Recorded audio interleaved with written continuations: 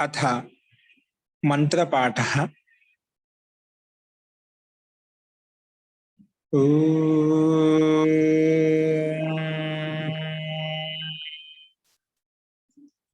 सहनावतु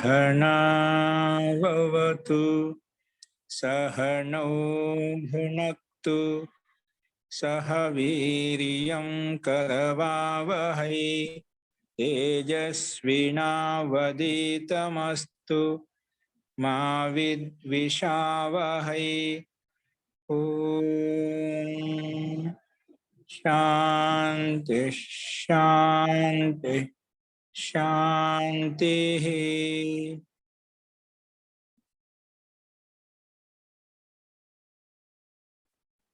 सर्वेभ्यो नमः।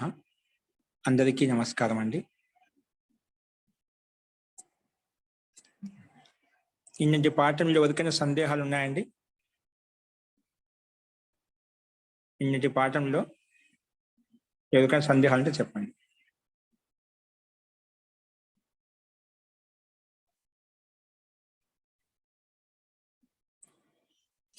అస్తు ప్రకృతం అనుసరామః.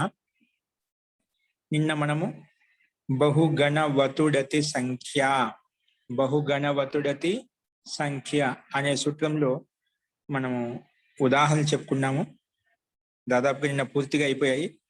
నిన్న కతికృత్వః కతిధా కతికః కతిషః, అదేవిధంగా తావత్ కృత్వః తావత్ ధా తావత్కః తావచ్చః అనే రూపాలు. అంతకన్నా ముందు కూడా గణకృత్వః బహుకృత్వః గణకః గణశః ఇవన్నీ కూడా చెప్పుకున్నాము.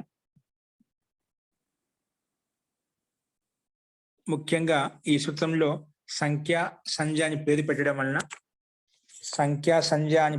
వలన ఇక్కడ మనకు 4 సూత్రాలు ముఖ్యంగా వచ్చాయి. ఒకటి కృత్వ సూత్రప్రత్యయం వచ్చింది పునః పునః అనే అర్థంలో, ఇంకోటి ప్రకారార్థంలో ధా ప్రత్యయం వచ్చింది. సంఖ్య అని పేరు పెట్టాము కాబట్టి ధా ప్రత్యయం వచ్చింది. ఒకటి కన్ ప్రత్యయం వచ్చింది క్రీతం కొనే అర్థంలో, ఇంకోటి చాలా ఎక్కువ అనే అర్థంలో మనం షస్ ప్రత్యయం తెచ్చుకున్నాం. ఈ రకంగా 4 సూత్రాలు ఈ సంఖ్యా సంజ్ఞ అని పేరు పెట్టడం వల్ల వచ్చాయి. ముఖ్యంగా ఇదే ఈ సూత్రం యొక్క ముఖ్య ప్రయోజనం. ఆ సూత్రాలు వచ్చేసి మనకు 4 రకాలుగా రూపాలు తయారు చేశాయి. అందుకే భిన్న భిన్నంగా 4 శబ్దాలకు 4 రూపాలుగా మొత్తం మనం చూసాం ఏ రకంగా వస్తాయి, ఏ రకంగా మార్పులు వస్తాయి అని చెప్పి. అస్తు ఇప్పుడు ఇదే క్రమంలో ఇప్పుడు సంఖ్య అనే శబ్దానికి ప్రారంభంలో చూసుకోండి. ప్రారంభంలో సూత్రాలు ఎక్కడి నుంచి స్టార్ట్ అయ్యాయో మొట్టమొదటి 15వ పేజీ పుస్తకాలు అందరి దగ్గర ఉన్నాయి కదా, అది చూడండి. 15వ పేజీలో నెక్స్ట్ స్నాంతా షట్ పై నుంచి అనువృత్తి వస్తుంది. సంఖ్యాకి యహాసే సంఖ్యాకి అనువృత్తి 1 1 24 అంటే స్నాంతా షట్ గతిచ ఈ 2 సూత్రాలు అండి. ఈ 2 సూత్రాలకి సంఖ్యాకి అనువృత్తి వస్తుంది. అంటే బహు గణ వతు డతి ఈ 4 శబ్దాలు ఎక్కడ వచ్చినా అక్కడ సంఖ్య అని పేరు పెట్టేసింది. ఇంకా ఎక్కడ వస్తుంది సంఖ్య అని పేరు అంటే స్నాంతా షట్, వీటికి కూడా సంఖ్య అని పేరు పెట్టేసింది. సంఖ్యతో పాటు షట్ అని కూడా పేరు పెట్టింది. సంఖ్యా సంఖ్య వచ్చింది, దాంతో షట్ ఇంకో పేరు పెట్టింది, షట్ కూడా అని అంటాము. షట్ సంఖ్య కూడా పేరు పెట్టేసింది. అలాగే డతిచ అనే సూత్రంలో కూడా ఇది 2 వచ్చేస్తామట. సంఖ్యా షట్ సంధికాహ భవతి అంటే 2 రకాల సంఖ్య. డతిచ సూత్రం వరకు సంఖ్యా శబ్దానికి అనువృత్తి వస్తుంది. అంటే ఈ సూత్రంలో కూడా సంఖ్య అనేది పేరు పెట్టేస్తుంది. సంఖ్య అని ఒక నామకరణం చెప్పాను కదా. ఇక్కడ కూడా స్నాంతా షట్టులో కూడా ఇది సంఖ్య అని వచ్చి సూత్రాలతోని చెప్తుంది. ఏ రకంగా చెప్తుంది ఇప్పుడు చూద్దాం. రాసుకోండి స్నాంతా షట్, నీటిగా రాసుకోండి. స్నాంతా షట్ చూడు గ్రూప్ లో కనిపిస్తుంది, స్క్రీన్ మీద చూసుకోండి, స్క్రీన్ మీద గమనించండి. స్నాంతా షట్, ఓకే. స్నాంతా షట్ చూడు. యహాసే సంఖ్యాకి అనువృత్తి స్క్రీన్ మీద చూడండి. 1 1 24 అంటే 24 సూత్రం వరకు ఈ సంఖ్యాకి అనువృత్తి వస్తుంది. అంటే వెనక వస్తుంది. అంటే ఈ సూత్రంలో కూడా ఆ సంఖ్య యొక్క అర్థాన్ని చెప్తూ మనం వాక్యార్థం చెప్తాం, సూత్రార్థం చెప్తాం. అది ఎలాగో చూద్దాం. రాసుకోండి స్నాంతా షట్, కింద రాసుకోండి. స్నాంతా ప్రథమా విభక్తి ఏకవచనం. 1.1 అంటే ప్రథమ విభక్తి ఏకవచనం అని అర్థం. స్నాంత స్నాంత ప్రథమ విభక్తి ఏకవచనం. రెండవది షట్. రెండవది ఏంటండి? షట్. రెండవది షట్. షట్ ఇది ప్రథమ విభక్తి ఏకవచనం అండి. ఇప్పుడు స్నాంత అనే పదాన్ని, స్నాంత మొట్టమొదటి పదం విడగొట్టుకున్నాం కదా, పద విభాగం చేసి దాని విభక్తి చెప్పాం. ప్రథమ విభక్తి ఏకవచనం, షట్ కూడా ప్రథమ విభక్తి ఏకవచనం. ఇప్పుడు దాని సమాసం చెప్తున్నాడు. స్నాంత అనే పదంలో దాన్ని సమాసం అంటే పదాలను విడగొట్టి చూపించాడు. సమాసం ద్వారా ఇంకా విడగొట్టి చూపిస్తే ఏ పదాలు ఉన్నాయి మనకి కలిపి దానికి సమాసం చెప్తే ఏ సమాసం ఉందో చెప్తాం అనమాట. అది పద విభాగం చేసుకోవడం వలన మనకి ఏ అక్షరాలు ఉన్నాయి మనకు తెలుస్తుంది అనమాట. అందుకే సమాస కింద రాయండి. పైన స్నాంత ప్రథమ విభక్తి ఏకవచనం, షట్ ప్రథమ విభక్తి ఏకవచనం రాసిన తర్వాత కింద సమాస అని పెట్టి చిన్న సైడ్ హెడ్డింగ్ లెక్క పెట్టి దానికి ఎదురు రాసుకోండి. చూసి రాసుకోండి.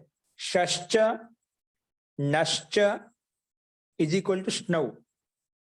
షశ్చ నశ్చ ఈజ్ ఈక్వల్ టు స్నౌ అంటే షకారము మరియు నకారం కలిపితే దాన్ని స్నౌ అంటాం.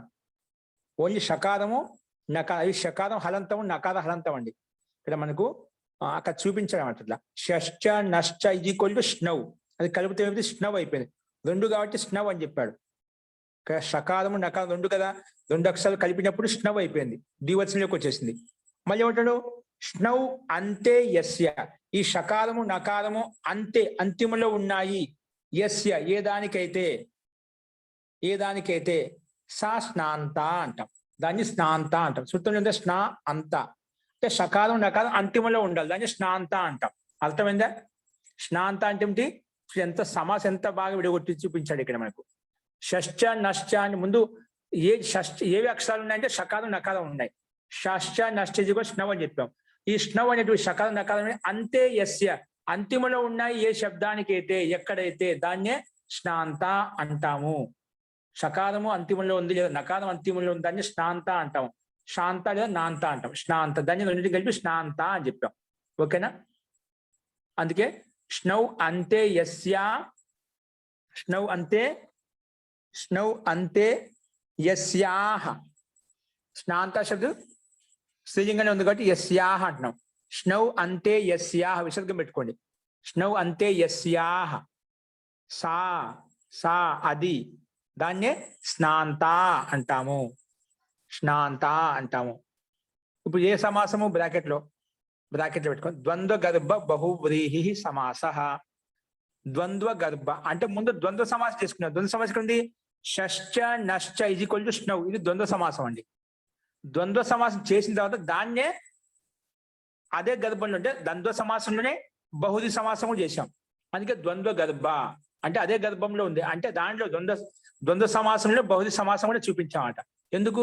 ఆ ద్వంద్వ సమాసంలో ఉండే పదాలనే ఇక్కడ బహుది సమాసంలో చెప్పాం. ఏ విధంగా చెప్పాం? ఆ షకారము నకారం అంతిమంలో ఉన్నాయి ఏ దానికైతే, అంటే మూడో పదం ప్రధానమైందన్నమాట. బహుది సమాసంలో అన్య పదం ప్రధానంగా ఉంటుంది. అంటే ఇక్కడ షకారం నకారం కాకుండా ఈ షకారం నకారం ఏ శబ్దానికైతే అంతిమంలో ఉన్నాయి ఆ శబ్దాన్ని ఇక్కడ సంకేతిస్తున్నాను అనమాట. అందుకే స్నాంత.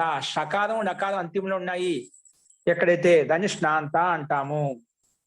ఓకే, అస్తు. ఇదేంటి? ద్వంద్వ గర్భ బహువ్రీహి సమాస. ద్వంద్వ అంటే ముందు ద్వంద్వ సమాసంలోనే ఇక్కడ బహుది సమాసము చేసేవాడు ద్వంద్వ గర్భ బహుది సమాస అంటున్నాం. అదే గర్భంలో ఉంది, అదే భూమిలోనే ఉంది, దాంట్లోనే ఉంది. అందుకే ద్వంద్వ గర్భ అని చెప్పాం. అస్తు. ఇది సమాసం విడగొట్టుకున్నాం. చూడు, అనువృత్తి రాసుకుని అనువృత్తి ఏమొస్తుంది? పైనుంచి సంఖ్య అనే పదానికి అనువృత్తి వస్తుందన్నమాట. పైనుంచి అనువృత్తి తీసుకొని సూత్రాలతో చెప్తామన్నమాట. అంటే అది కూడా కలుపుకొని చెప్తామన్నమాట. ఓకే, ఇదే ఉంటుంది. రాసుకో. అర్థ సంఖ్య అని పెట్టిన తర్వాత అర్థ అని పెట్టుకోండి. దీని అర్థం, ఈ సూత్రం యొక్క అర్థం ఏంటి? సూత్రం యొక్క అర్థం ఏంటి రాసుకోండి. నీట్గా రాసుకుని ప్రతి ఒక్క కొత్త వాళ్ళైనా ఎవరు వచ్చినా కూడా ఎక్కడి నుంచి అయితే చెప్తున్నానో ఆ చెప్పేది నోట్స్ నీట్గా రాసుకోండి. వాళ్ళకి ప్రతి ఒక్కరికి అడుగుతుంది. కొత్త వచ్చిన వాళ్ళు కూడా అర్థం కాదు, క్రమంగా వినడానికి ప్రయత్నించండి. ప్రతిదీ నేను మొత్తం చెప్పుకుంటూ వస్తున్నాను, కానీ కొంచెం జాగ్రత్తగా వినాలంటే అర్థం అవుతుంది. మనకు దీంట్లో ముఖ్యంగా అర్థం చేసుకోవడం అండి. రాసుకోవడం ముఖ్యం కాదు. రాసుకునేందుకు రాయంగా మీకు అలవాటు అవుతుంది, ప్రాక్టీస్ అవుతుంది చెప్పి రాయిస్తున్నాను. ఇక్కడ మొత్తం బుద్ధి ప్రధానంగా ఉంటుందండి. అర్థం చేసుకుంటే మనకు సింపుల్ గా ఉంటుంది. ఇవి మనం రాసుకోవడం ముఖ్యం కాదు. కాబట్టి మీరు చెప్పినప్పుడు ఎక్కడ అర్థం కాదు ఎక్కడ అడగండి. అక్కడ ఒకటి అర్థమైతే దాన్ని బట్టి 100 శబ్దాలు మనకు అర్థమైతే. కాబట్టి ఏ సూత్రం అయితే చెప్పుకుంటామో ఆ సూత్రములో ఉదాహరణ ఎక్కడ ఉదాహరణ ఏది చెప్తా ఆ ఉదాహరణ ఈ సూత్రం ఎక్కడ వినియోగించబడింది అది మనకు అర్థం కావాలి. ముందు సూత్రాలతో ఏం చెప్తుంది దాన్ని అర్థం చేసుకుందాం. ఓకే, రాసుకోండి. అర్థ షకారాంత షకారాంత షకారాంత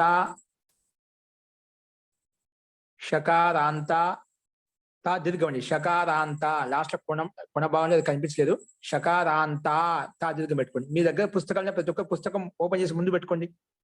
షకారాంత నకారాంత చ నకారాంత చ నకారాంత చ యా సంఖ్య. చూడు ఆ సంఖ్యకు అనువృత్తి వచ్చింది. ఇక్కడ ఆ సంఖ్య అనే పదాన్ని కలుపుకొని అర్థం చెప్తున్నామాట. అనువృత్తి తీసుకుంటే ఆ సూత్రార్థంతో కలిసి ఆ పైనుంచి అనువృత్తి పదం ఏదైతే అది కూడా కలిసిపోతుందన్నమాట. అందుకే షకారాంత నకారాంతాచ యా సంఖ్య. యా ఇది యత్ శబ్దానికి స్త్రీలింగంలో యా వస్తుంది. యా సంఖ్య, సంఖ్యాకి విశేషణం. సంఖ్యా శబ్ద స్త్రీలింగంలో ఉంది కదా, అందుకే యా సంఖ్య. ఏదైతే సంఖ్య ఉందో సా దాన్ని షట్ సంజికా భవతి. షట్ సంజికా భవతి.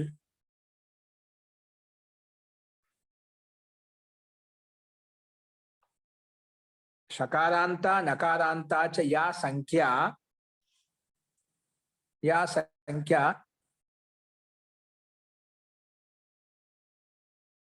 షకారాంత నకారాంత యా సంఖ్య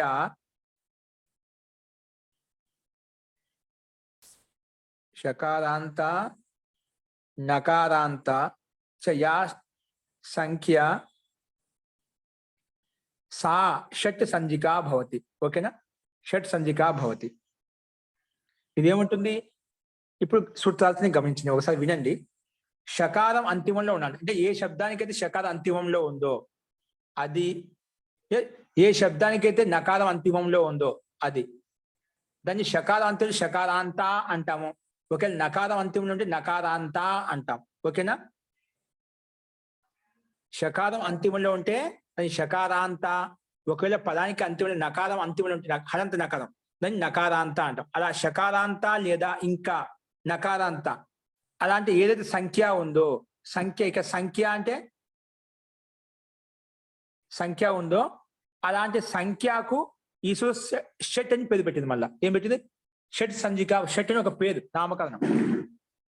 అట షకారం అంతిమంలో కలిగిన సంఖ్య లేదా నకారం అంతిమంలో పెట్టినటువంటి సంఖ్య. మామూలుగా సంఖ్య అని ఎవరికి పేరు? 1 2 3 1 2 3 4 వాటికి సంఖ్య అని పేరు పెట్టేస్తున్నాం. వాటికి సంఖ్య అని పేరు పెట్టేది మనం, అవి లోకంలో ప్రసిద్ధం. కానీ ఈ బహు గణ వతు డతి ఈ శబ్దాలకు కూడా సంఖ్య అని పేరు పెట్టేస్తున్నాయి. ఈ శబ్దాలకు కూడా సంఖ్య అని పేరు పెట్టాం. ఇక్కడే ఉంటుంది, ఇక్కడ అదే ఉంటుంది. షకారం అంతిమంలో కలిగిన లేదా నకారం అంతిమంలో కలిగినటువంటి షకారాంత ఇంకా నకారాంత నకారాంతంలో కలిగినటువంటి యా సంఖ్య, ఏదైతే సంఖ్య ఉందో సా అది షట్ సంజికా భవతి.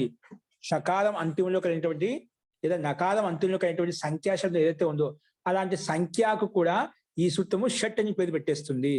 ఏం పెట్టింది? అలాంటి సంఖ్యావాద శబ్దానికి షట్ సంజికా భవతి, షట్ అని పేరు పెట్టింది. ఈ విధంగా పైన సంఖ్య అనే విధంగా పెట్టామో, గు అనే విధంగా పేరు పెట్టుకున్నాం, ఘా అనే విధంగా పేరు పెట్టుకున్నాం. అలా షట్ అని ఒక పేరు, షట్ సంజికా భవతి. అలాంటి షకారం అంతిమంలో కలిగినటువంటి లేదా నకారం అంతిమంలో కలిగినటువంటి ఏదైతే శబ్దం ఉందో దానికి షట్ సంజికా భవతి, షట్ సంజికా అని పేరు వస్తుంది అని చెప్పి ఈ సూత్రం చెప్పింది. ఓకేనా, ఇది దీని యొక్క తాత్పర్యం. ఈ సూత్రం యొక్క సందేహం ఉందా? అస్తు, రాసుకోండి. ఎగ్జాంపుల్ రాసుకోండి. షకారాంతానికి ఎగ్జాంపుల్ చెప్తున్నాం. నువ్వు షకారాంత అంటున్నావు, షకారాంతం కలిగిన ఎగ్జాంపుల్స్ ఏంటి? షకారాంత ఎగ్జాంపుల్ చెప్తున్నాను. షట్, మొట్టమొదటి షట్, షట్ తిష్టంతి. షట్ తిష్టంతి అంటే 6 మంది కూర్చుంటున్నారు. షట్ పశ్య, 6 గురించి చూడు. షట్ పశ్య అంటే 6 గురించి చూడు. ఓకే, ఎగ్జాంపుల్ రాసుకోండి. ఓకే, అర్థం పర్వాలేదు, రాసుకోవాల్సిన అవసరం లేదు. శాబ్దిక అర్థం స్పష్టంగానే ఉంది. నెక్స్ట్ నకారాంత ఎగ్జాంపుల్ చెప్తున్నాడు. నకారాంతానికి షకారాంత షట్ తిష్టంతి, మనకు షట్ ముఖ్యం అండి. షట్ తిష్టంతి, షట్ పశ్య, దీంట్లో షట్ అనేది మనం తయారు చేయాలి. నెక్స్ట్ నకారాంతం చూడండి, నకారాంతం పంచ, సప్త, నవ, దశ, ఇవి నకారాంత ఎగ్జాంపుల్ అండి. ఏంటి నకారాంతానికి ఎగ్జాంపుల్స్ చెప్పుకున్నాం. అంటే దీంట్లో పంచ, సప్త, నవ, దశ మన రూపాలు ఎగ్జాంపుల్స్ ఇచ్చాడు కదా, అవి మూల శబ్దాలు ఏంటో తెలుసా? మూల శబ్దాలు పంచన్, సప్తన్, నవన్, దశన్, ఇవి శబ్దాలు అండి. మనకు ఇంతకుముందు రచన స్టార్టింగ్ చెప్పుకున్నాం. ఇవేంటి మూల శబ్దం ఏంటి? పంచన్ అనే శబ్దం నుండి పంచ తయారైంది, సప్తన్ అనే శబ్దం నుండి సప్త తయారైంది, నవన్ అనే శబ్దం నుండి నవ తయారైంది, దశన్ అనే శబ్దం నుండి దశ తయారైంది. తర్వాత నకారం వెళ్ళిపోతుంది, లోపిస్తుంది. మూల శబ్దాలే తత్ శబ్దం నుండి సహ వచ్చిన తత్తుకు మూల శబ్దం పుల్లింగం ఎలా వస్తుంది? సహ తౌతే వస్తుంది. మూల శబ్దం తత్. భూధాతుకు మూల ధాతు నుండి భూ, భూకి భవతి భవత అని రాస్తామా? అలాగా ఇక్కడ షస్ పంచన్ అనే శబ్దానికి పంచ రాశాం, సప్తనికి సప్త, నవనికి నవ, దశనికి దశ. అలాగే షట్ ఉంది కదా, షట్ అనేది మొట్టమొదటిలో ఏంటి? షస్ అండి, మూర్ధన్య షకారం. అది షష్. ఆ మూర్ధన్య షకారానికి మళ్ళా టకారం అయిపోయింది, అందుకే షట్ అయిపోయింది. కానీ మొదట్లో ఏంటది? మూల శబ్దం ఏంటి? షష్ నుంచే షట్ తయారు చేశాం, షష్ నుంచే షట్ తయారు చేసామంట, అందుకే మూల శబ్దం తీసుకుంటాం. షష్లో సకారాంతం ఉందా, అందుకే అలాంటి సకారాంతానికి షట్ సంఖ్య, షస్ అంటే సంఖ్య అనమాట.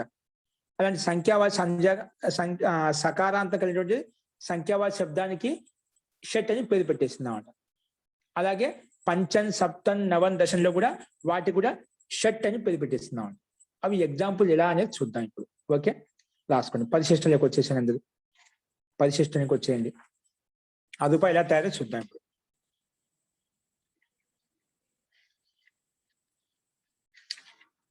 ఏం చెప్పాము? సకారాంతముకి లేదా సకారం అంత్యంలో కలిగినటువంటి శబ్దము లేదా నకారం అంత్యంలో కలిగినటువంటి శబ్దం ఏదైతే ఉందో అలాంటి సంఖ్యావాచి శబ్దానికి షట్ అని పేరు పెడతాను అని చెప్పి షట్ అని పేరు పెట్టేసింది. ఓకే, దానికి ఎగ్జాంపుల్ ఇచ్చాడు, మనం ఇప్పుడు చూద్దాం. చూడండి, స్నాంత షట్. ఓకేనా? మొట్టమొదటి ఎగ్జాంపుల్ షట్ తిష్టంతి, అదే కదా. 6 వ్యక్తులు కూర్చున్నారు, 6 మంది కూర్చున్నారు. షట్ అంటే ఏమిటి? సంఖ్య కదా. 1 2 3 4 5 షట్ అంటాం కదా, షట్. ఓకేనా? షట్ అంటే 6. 1 2 3 4 5 షట్, సప్త, అష్ట, నవ, దశ సంఖ్యావాచ శబ్దాలు చెప్పుకున్నాం కదా. అలాగే ఇక్కడ షట్ తిష్టంతి అంటే 6 కూర్చున్నారు, అంటే 6 మనుషులు కూర్చున్నారు. కూర్చున్నారు అంటే ఖచ్చితంగా ఏదో ఒక మనుషులే ఉంటారు ఖచ్చితంగా, అందుకే 6 మనుషులు కూర్చున్నారు. 6 మనుషులు కూర్చున్నారు. ఓకేనా? ఇది మనకు దీంట్లో షట్ శబ్దం ఎలా తయారు, తిష్టంత క్రియాపదం యాడ్ చేసాం అంతే. మనకు అది తయారైనటువంటి రెలివెంట్ శబ్దం తీసుకున్నాం మనం. మనకు షట్ తయారు చేయాలి. షట్ శబ్దం ఎలా తయారైంది? షట్ శబ్దం తయారు చేయాలంటే మూల శబ్దం ఏంటి అది ఇక్కడ చూపిస్తున్నాడు, రాసుకోండి కింద. మూల శబ్దం ఏంటి? షట్ ఎలా తయారైందంట? షష్ శబ్దం అండి. ఏ శబ్దము? షష్. కనిపిస్తుందా? చూసుకోండి పరిశిష్టంలో గ్రూప్లో కూడా పెట్టేస్తారు, చూసుకోండి. మన స్క్రీన్ మీద వస్తుంది. పరిశిష్టంలోకి వచ్చింది 596వ పేజీ, 596. ఓకే, మూల శబ్దం అంటే షష్ అండి. మూల శబ్దం ఏంటి? షష్ శబ్దము. మూల శబ్దము షష్.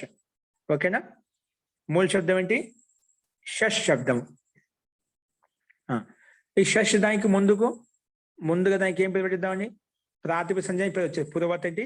ఇక్కడ షష్ని దానికి ప్రాతిపదిక పేరు పెట్టుకుంటాం. షష్ ఒక సంఖ్యను తెలియజేస్తుంది మనకు, అందుకే అర్థవంతమైన శబ్దం కాబట్టి అర్థవద ధాతుర ప్రత్యయ ప్రాతిపదికం. ప్రాతిపదికం పేరు పెట్టేసేయండి. అర్థవద ధాతుర ప్రత్యయ ప్రాతిపదికం.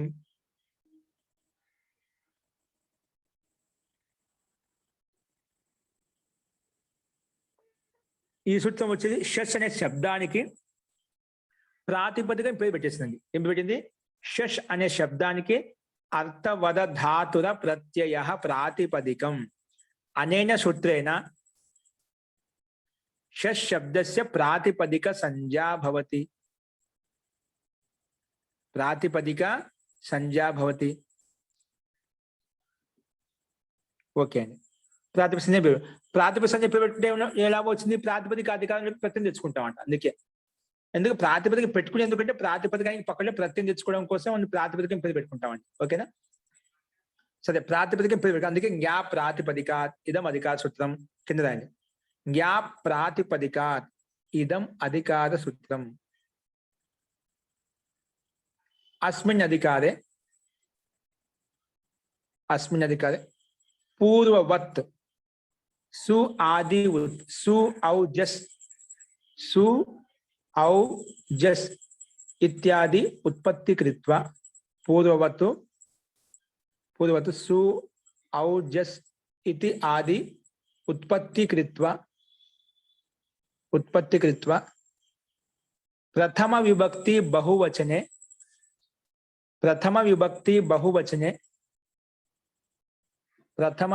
बहुवचने जस् प्रत्ययः भवति. जस् ఏదా బహువచనంలో ఉన్నది ఇది తీసుకున్నామండి.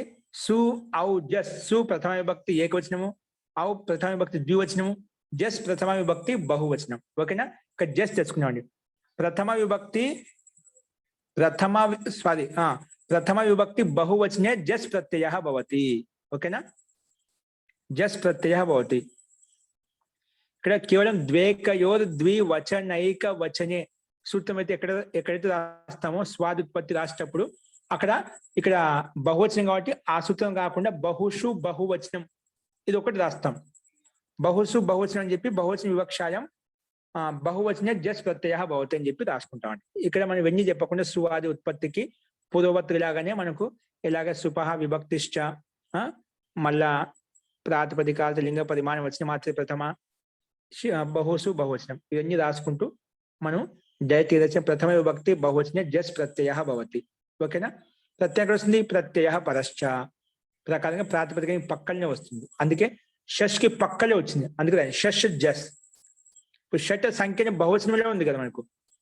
ఒకటి కన్నా ఎక్కువ, రెండు కన్నా ఎక్కువ అంటే మొత్తం బహువచనం కింద వస్తుంది. షట్ అనేది 6 అంటున్నాం. అది బహువచనంలో ఉంది కాబట్టి మనం బహువచనంలో ప్రత్యయం తెచ్చుకున్నామంట. సంఖ్య అనేది బహువచనంలో ఉంది కాబట్టి దాన్ని బట్టే జస్ తెచ్చుకున్నామంట.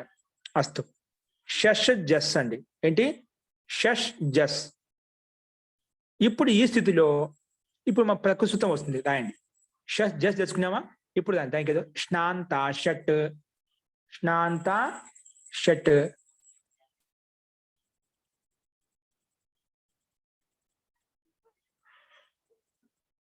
ఏమంటుంది? మస్తు చెప్పుకున్నా కదా.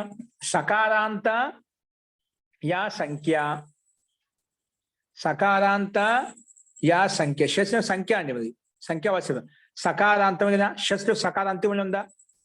ఆ పదాన్ని చూసుకోవాలి. జస్ రెండు ప్రత్యయం. అది షకారాంతస్య పదస్య షకారాంత యా సంఖ్య సా షట్ సంజ్ఞకో భవతి. ఇప్పుడు షట్ సకారాంతం కలిగినటువంటి సంఖ్యావాచి శబ్దానికి షట్ అని పేరు పెట్టేసింది. సకారం అంతిమంలో ఉందా? షస్లో సకారం అంతిమంలో ఉంది. ఆ సకారం అంతిమంలో కలిసి అది సంఖ్య కూడా సకారం అంతిమంలో ఉంది. అది సంఖ్య కూడా షష్ ఒక చే అనే సంఖ్య తెలియజేస్తుంది. అది సంఖ్య కూడా. అలాంటి షకారం అంతిమంలో కలిగినటువంటి సంఖ్యావాచి శబ్దానికి షట్ అని పేరు పెట్టేసింది. ఓకేనా? అందుకే రాదు షకారాంత యో సంఖ్య షకారాంత యా సంఖ్య సా షట్ సంజ్ఞకో భవతి. ఇక్కడ నకారం లేకంటే ఏదైతే ఉందో డైరెక్ట్ అది రాయించాను. షకారాంత యా సంఖ్య సా షట్ సంజ్ఞకో భవతి. ఓకేనా? చూడు, ఇది వచ్చి షస్కి షట్ అని పేరు పెట్టేసింది. ఏం పేరు పెట్టి? నామకరణం చేసింది. షట్ ఒక పేరు పెట్టింది షస్కి. సరే, షష్కి పేరు పెట్టి దానికి సంఖ్య అని పేరు పెట్టడం ఏం లాభం వచ్చింది నీకు? సరే, సకాలం మనకు స్నాంత శుద్ధి చూడండి. ఇక్కడ ఈ సూత్రం ఇప్పుడు వచ్చి చెప్పినామంట. ఇలాంటి సందర్భంలో షకారం అంత్యంలో కలిగినటువంటి ప్రాతిపదిక ఏదైతే ఉందో దానికి నేను షట్ అని పేరు పెడతా అని చెప్పి షట్ అని పేరు పెట్టేసింది అన్నమాట. ఓకేనా? కానీ ఇది షట్ అని పేరు పెట్టడం దాని ఉపయోగం ఏంటి? ఇప్పుడు ఉపయోగం చెప్తున్నామంట. ఎందుకు పెట్టామంటే షట్ ఎందుకు పేరు పెట్టుకున్నామంటే దాని ఉపయోగం చూపిస్తున్నాడు. రాసుకో. షట్ సంజ్ఞకత్వాత్ కింద దాన్ని షట్ సంజ్ఞకత్వాత్ అంటే షట్ అని పేరు పెట్టడం వలన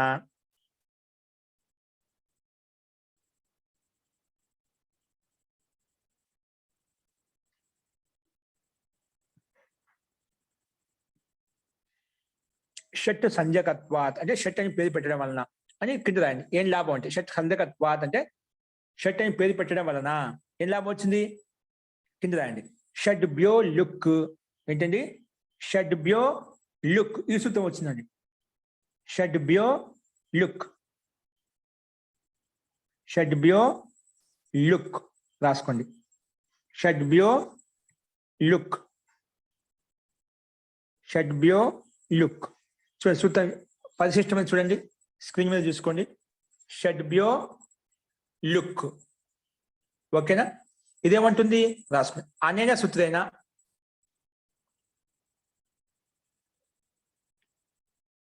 షట్ సంజకేభ్యః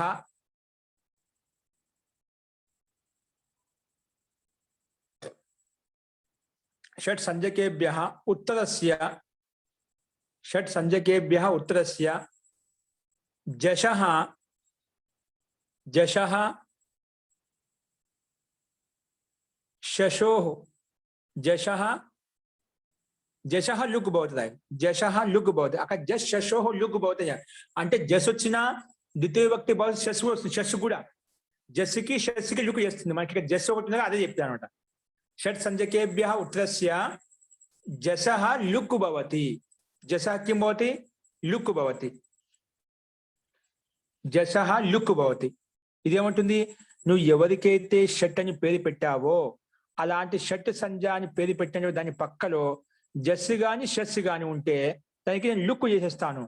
జస్ అని ఉండాలి షస్ అని ఉండాలి. ఇక్కడ షస్ లేదు అందుకే రాయించలేదు. జస్ ఉంది కదా ఎవరికి షట్ అని పేరు పెట్టిన దాని పక్కలో షస్ కి షట్ అని పేరు పెట్టుకున్నా ఇప్పుడే ఎవరు పెట్టదు స్నాంత షట్ అని పేరు పెట్టిందా మనకు స్నాంత సకాలం అంతిమంలో కలిగినటువంటి శబ్దానికి ఇది షట్ అని పేరు పెట్టింది. షట్ అని పేరు పెట్టాం కాబట్టి ఈ సూత్రం వచ్చింది. ఏది షడ్భ్యో లుక్ నువ్వు ఎవరికైతే షట్ అని పేరు పెట్టావో అలాంటి షట్ సంజకానికి ఉత్తరంగా అంటే పక్కన ఉన్నటువంటి జస్ కి లుక్ చేసేస్తాను అని చెప్పింది. అందుకే షట్ సంజకేభ్య ఉత్తరస్య షట్ సంజకేభ్య రాశారా మీరు ఏ రాశారండి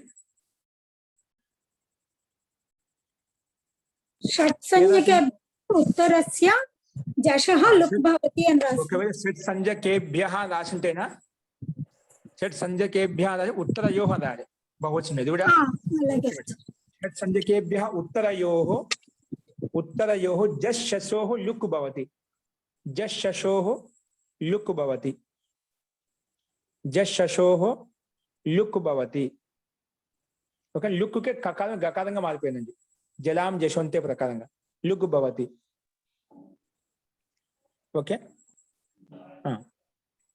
అప్పుడు రెండు ఆప్షన్ ఇచ్చాము మనకు షస్ కానీ జస్ గా ఉంటాయి ఒకటి. సరే అంటే షట్ సంజయ్ పేరు పెట్టి చాలా ఉన్నాయండి. దీంట్లో మనకు ఒకటి ఉంది అది చూసుకున్నాం. దీనికి షట్ అని పేరు పెట్టాం కదా అలాంటి షట్ అని పేరు పెట్టి దానికి పక్కలో జస్ ఉంటే దానికి ఏమవుతుంది లుక్ అవుతుంది. లుక్ అంటే ఏమిటండి లుక్ ఇతి కిం రాసుకోండి. లుక్ ఇతి కిం లుక్ ఇతి కిం అది రాసి ప్రత్యయస్య లుక్ స్లు లుపః ప్రత్యయస్య లుక్ శ్లు లుపః ఇది వచ్చి చెప్తుంది. లుక్ అంటే ఏం లేదు అనేన సూత్రేణ ప్రత్యయస్య అదర్శనస్య లుక్ సంజ్ఞా భవతి.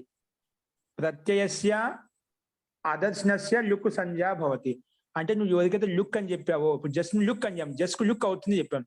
ఎవరికి చెప్పావు జస్ట్ కు చెప్పావు.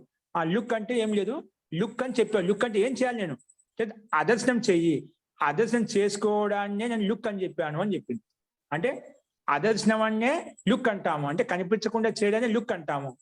అంటే దీన్ని కనిపించకుండా చేయాలి దాన్ని లుక్ అంటాం. అందుకే రాయండి అనేన సూత్రేణ ప్రత్యయస్య అదర్శనస్య ఏ ప్రత్యయం జస్ ప్రత్యయస్య అదర్శనస్య లుక్ సంజ్ఞా భవతి. జస్ ప్రత్యయస్య అదర్శనం చేయాలి అంటే కనిపించకుండా చేయాలి. కనిపించకుండా చేయడాన్ని అదర్శనస్య లుక్ సంజ్ఞా భవతి. జస్ ప్రత్యయస్య అదర్శనస్య లుక్ సంజ్ఞా భవతి అంటే కనిపించకుండా చేయడానికి లుక్ అంటాము. ఓకేనా చేయని కనిపించకుండా చేస్తే ఏమవుతుంది ఆ పని చేయాలి చెప్పిన పని వెంటనే చేయాలి. చేస్తే ఏమవుతుంది ఓన్లీ షస్ మిగులుతుంది. ఏమిగులుతుంది షస్ అంతేనా రాయండి షస్ మిగిలింది. ఇప్పుడు దీనికి ఎదురుగా మళ్ళీ రాయండి. దీనికి ఎదురుగా రాస్తారు సుప్తింగంతం పదం కనిపిస్తుందా స్క్రీన్ మీద సుప్తింగంతం పదం సుప్తింగంతం పదం రాసుకోండి. అనేన సూత్రేణ సుబంతస్య పద సంజ్ఞా భవతి. ఇక సుబంతస్య తింగస్ రెండు ఉన్నాయండి. సుప్ ప్రత్యయం అంతిమంలో ఉన్నాయి, తింగ ప్రత్యయం అంతిమంలో దానికి పదాన్ని పేరు చేస్తుంది. తింగు లేదు కాబట్టి నేను చెప్పలేదు, ఓన్లీ సూప్ ఒకటి చెప్పాను. సుబంతస్య పద సంజ్ఞా భవతి. సూప్ ప్రత్యయం అంతిమంలో పదాన్ని పేరు పెట్టుకుంటాము.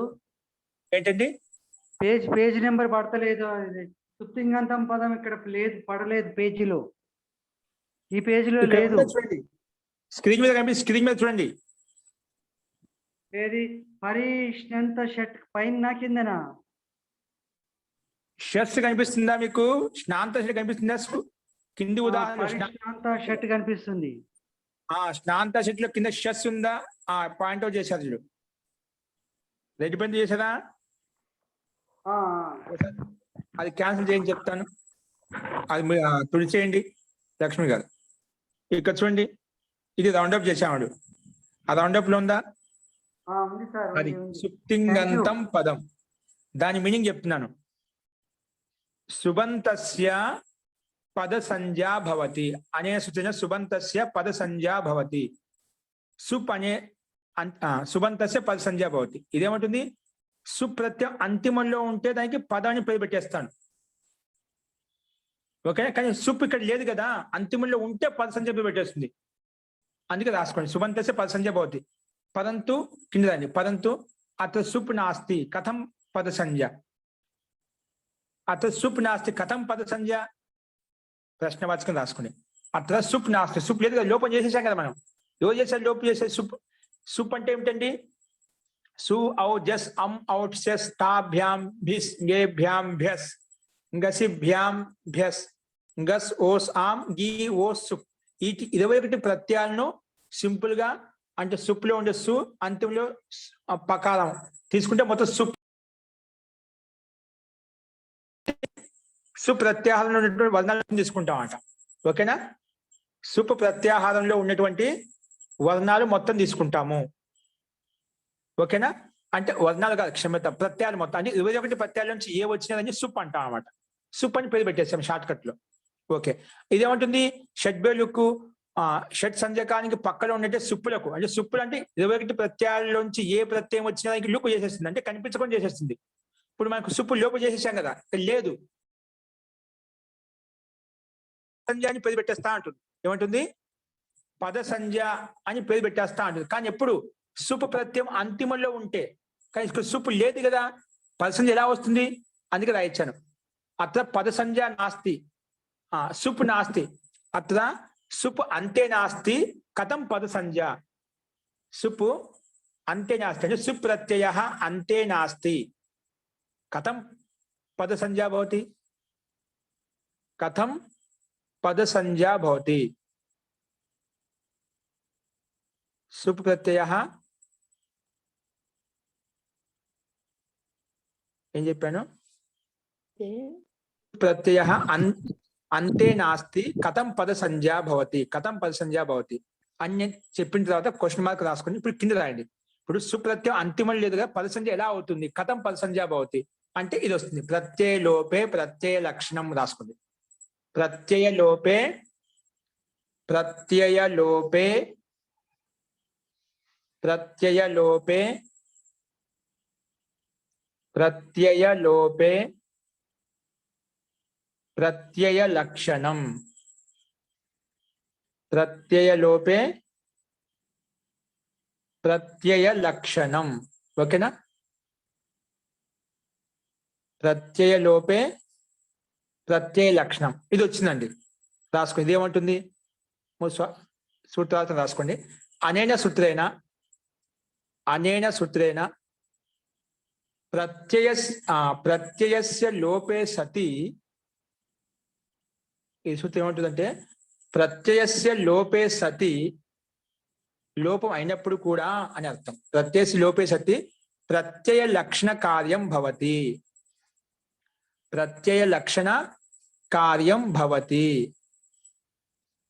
ప్రత్యయస్య లోపే సతి ప్రత్యయస్య లోపే సతి ప్రత్యయ లక్షణ కార్యం భవతి. ప్రత్యయ లక్షణ కార్యం భవతి. ప్రత్యయస్య లోపే సతి ప్రత్యయ లక్షణ కార్యం భవతి. ఇది దీని యొక్క తాత్పర్యం అండి. ఇది ఏమంటుందంటే ఒకసారి గమనించి, ప్రత్యయానికి లోపం అయినప్పుడు కూడా ఏ ప్రత్యయం, సుప్రత్యయం, జస్ అనేది సుప్రత్యయం కదా, సుప్పుల్లో ఉండే ప్రత్యయం కదా, దానికి లోపం చేసేసాం. ఇదేమంటుంది, అట ప్రత్యయానికి లోపం చేసినప్పుడు కూడా ప్రత్యయ లక్షణ కార్యం భవతి. ఆ ప్రత్యయము ఉంటే ఏ ఏ పనులు అవుతాయో అది లేకపోయినప్పుడు కూడా నువ్వు ఆ పనులు చేసుకోవచ్చు, ఉంది అని భావించుకొని ఆ పని చేసేసుకోవచ్చు, ఇబ్బంది లేదు. ప్రత్యయం లోపే సతి, ప్రత్యయం లోపం అయినప్పుడు కూడా ఆ ప్రత్యయానికి సంబంధించిన లక్షణాలు ఏవైతే ఉన్నాయో, పనులు ఏవైతే ఉన్నాయో అవి చేసుకోవచ్చు అని సూత్రం చెప్పింది. కాబట్టి ఇక్కడ సుప్పు లేకపోయినప్పటికీ కూడా సుప్పు ఉందని భావించి ఇక్కడ మొత్తం షస్ అనే దానికి పదం అని పేరు పెట్టేసింది. ఏం పేరు? పద సంజ అని పేరు పెట్టేసింది. ఓకేనా? ఇప్పుడు పద సంజ ఇక్కడ సుప్పు ప్రత్యయం అంత్యం లేదు, ఎలా పద సంజ పేరు పెట్టేస్తామని సూత్రం చెప్పింది. ఏంటి? ప్రత్యయం లోపే సతి, ప్రత్యయానికి లోపం అయినప్పుడు కూడా దాన్ని ప్రత్యయ లక్షణం, ప్రత్యయానికి సంబంధించిన పనులు ఏవైతే ఉన్నాయో చేసుకోవచ్చు. అంటే ప్రత్యయం ఉన్నప్పుడు ఏవైతే పనులు అయితే అవి ఇక్కడ కూడా అవుతాయి అని చెప్పింది. ఓకేనా? మనం దాన్ని లోపం నష్టం చేయలేదు, అది కనిపించకుండా చేసాం, దాని అస్తిత్వం అట్లేగా ఉంటుంది, అస్తిత్వం అలాగే ఉంటుంది. ఇప్పుడు ఒక వ్యక్తిని జైల్లో వేసాము, జైల్లో వేసినంత మాత్రాన ఆ మనిషి లేకుండా పోడు, అంటే ఉన్నట్టుగానే భావించుకొని మనం పని చేసుకుంటాం. ప్రస్తుతానికి ఇక్కడ లేడంతే, పూర్తిగా అస్తిత్వం పూర్తిగా వెళ్ళిపోలేదు, అస్తిత్వం అంటే చనిపోలేదు అనమాట. అలాగే ఇక్కడ కనిపించకుండా పోయాడు అంతే. అక్కడ వ్యక్తి కనిపించకుండా జైలు ఏ విధంగా ఇస్తాం అట్లా ఈ ప్రత్యయం కనిపించకుండా పోయింది అంతే, తీసివేశాం. కానీ అది ఉందని భావించుకోవడం పద సంజ పేరు పెట్టేసుకుంటాము. ఓకే, ఆ రకంగా పద సంజ వచ్చేసింది. ఓకేనా? రాసుకుని ప్రత్యయ లోపేసింది, ప్రత్యయ లక్షణ కార్యం భవతి.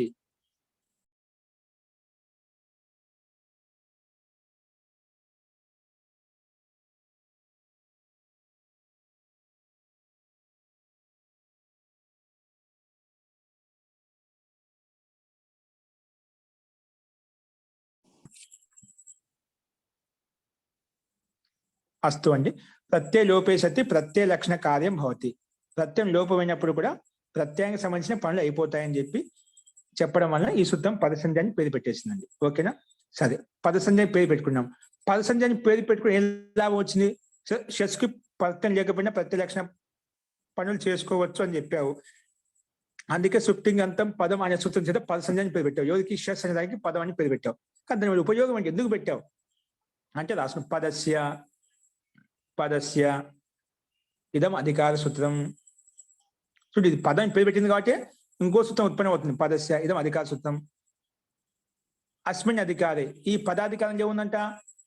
పదాధికారంలో రాసుకోండి, జలాం జశోంతే. మనం చెప్పుకున్నాం, ఇదో సంధి సూత్రం చెప్పుకున్నాం, ఇదో 6 గంటల పాఠంలో. జలాం జశోంతే, జలాం జశోంతే. ఇదేముంటుందండి? పదానికి రాసుకునేదా? జలాం జశోంతే, జలాం జశోంతే. ఇప్పుడు మనకు చేసిన పదం అండి. ఇప్పుడు ఆ పదాన్ని పేరు పెట్టుకోవడం వల్ల ఈ సూత్రం వచ్చింది. పదాన్ని పేరు పెట్టుకుంటే ఈ సూత్రం వచ్చేది కాదు. జలాం జశోంతే రాసుకో. అనేన సూత్రేనా? అనేన సూత్రేనా?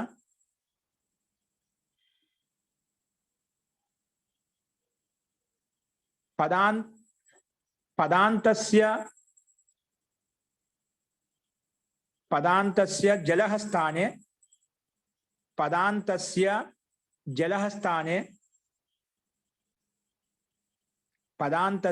స్థానే జస్ భవతి. పదాంతంలో ఉన్నట్టు జల్ స్థానంలో జస్ వస్తుందంట. పదాంతస్య జలః స్థానే జస్ భవతి. పదాంతస్య జలః స్థానే జస్ భవతి అంటే పదానికి అంతిమంలో జల్ వర్ణం ఉండాలి. జల్ వర్ణం అంటే ఏమిటి? జల్ వర్ణం అంటే జబై నుంచి మొదలుకొని లాస్ట్ హల్లో ఉండే లకారం వరకు, లాస్ట్లో లకారం వరకు వస్తాయన్నమాట. ఓకేనా? అంటే ఆ జల్లు వర్ణంలోనే ఈ షకారం కూడా ఉంది. అంటే పదానికి అంతిలో జల్లు వర్ణమేనా? ఆ జల్లు వర్ణానికి ఏం చేసింది? ఇది జల్లు వర్ణానికి జస్ట్ చేసింది. ఏం చేసిందండి? జస్ట్ అంటే ఏమిటి? జ బ గ డ ద ఈ 5 అక్షరాలు వచ్చాయి. ఏమొచ్చాయండి? జస్ వస్తుంది చెప్పింది. అంటే జల్లు వర్ణ స్థానంలో జస్ వస్తుంది. అంటే ఏం పెట్టుకోవాలి దీంట్లో? ఇప్పుడు ఏం పెట్టుకోవాలి? పదానికి అంతిమంలో జల్లు వర్ణం ఉంది, బాగానే ఉంది. ఆ జల్లు వర్ణ స్థానం జస్ట్ చేసుకోండి. జస్ అంటే ఏం చేసుకోవాలి జస్ అదే వర్గాక్షరం ఉంటే అదే వర్గం యొక్క మూడో అక్షరం పెట్టుకునే వాళ్ళం మనం చెప్పుకున్నాం మనం నిన్న ఎవరు అడిగారు తర్వాత చెప్తా అని చెప్పాను ఒకవేళ ఊష్మ వర్ణాలు కూడా జలు వర్ణాలు కానీ ఊష్మ వర్ణాలు కానీ ఉంటే వాటి స్థానంలో జస్ వస్తుంది జలువర్ణములు కానీ ఊష్మవర్ణం అనేది షస్ అనేది ఆ ఊష్మవర్ణ స్థానంలో జస్ వస్తుంది వర్గాక్షరానికి అదే వర్గం యొక్క మూడవ అక్షరం అంటే అర్థమవుతుంది కానీ షకారానికి ఇది వర్గాక్షరము కాదు ఏంటండి ఇది వర్గాక్షరము కాదు అప్పుడు దానికి వాటి స్థానం ఏం తెచ్చుకోవాలి అనే సమస్యకు సమాధానం కోసము ఇక్కడ ఏం వస్తుందంటే మనకు చెప్పాను ఇది స్థానం అంటే షకారానికి రిటు రషా మూర్ధన్య ఏంటండి రిటు రషా మూర్ధన్య షకారాన్ని మూర్ధ స్థానంతో పలుకుతాం ఎలా పలుకుతండి షకారాన్ని మూర్ధాతో ఉచ్చరిస్తాము మూర్ధా భావంతో ఉచ్చరిస్తాం అందుకే దీని స్థానం అంటే మూర్ధా స్థానం అదే విధంగా టు అంటే టవర్గం టవర్గం కూడా మూర్ధా స్థానం టవర్గాన్ని ఉచ్చరించాలని కూడా మూర్ధాన్ని ఉచ్చరిస్తాం కాబట్టి ఈ రకంగా షకారము టవర్గం రెండు ఒకే స్థానంతో ఉచ్చరించబడతాయి కదా ఒకే స్థానంతో ఉచ్చరించబడతాయి కాబట్టి ఇది సమాన స్థానం కలిగి ఉంది కాబట్టి సమాన స్థానం కలిగి ఉంది కాబట్టి ఆ మూర్ధన్య షకార స్థానంలో డకారం వస్తుంది అది డకారం ఎందుకు పెట్టుకోవాలి షకార స్థానం డకారం ఎందుకు వస్తుంది ఎందుకంటే షకారానికి ప్రయత్నం ఏదైతే ఉందో ఆభ్యంతర ప్రయత్నము అదే డకారం కూడా అదే ప్రయత్నం అండి ఆభ్యంతర ప్రయత్నం కూడా అదే ఉంది కాబట్టి దానికి సమానాక్షరం డకారం పెట్టుకుంటాము ఓకేనా